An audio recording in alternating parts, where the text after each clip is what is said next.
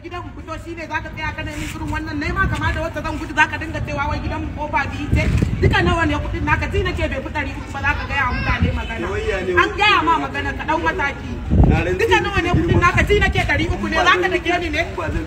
in ka fasa baka irin kai kai san ji tsoron gidan ka waye kai zaka gaya magana na gaya maka yawo zabi in baka ban yadda ba zan yadda ba to kar Allah ya saka yi duka nawa ne kudin naka ina 300 ce to ba ni mana ga 500 in kada wa Allah ga 500 ka rike an kara ma 200 in kada wa Allah ka jira ni ki shiga gida an fito sai ka tabbatar mana kunya ce ni in tabbatar bari in fito da zaki mu wallahi ka jira in fito zaka ga kwanta kai gogo kalli wayo ni official murja ta hadi daga banda ta hadi daga banda ta hadi daga banda ga na waye shi kallon shi ba na ka tasha na fika kwalta ka jira a ki bi da hankali kin san a daidaita sawun nan shi wallahi hauka 300 ka din banza 300 ka din wofi ka ja a jawo mu dai da kike mana na layi ni ma ban ku dan dora a jiki ka fita daga ido na in ba za a fita ba din ke baki san haushin ki nake ji ba ko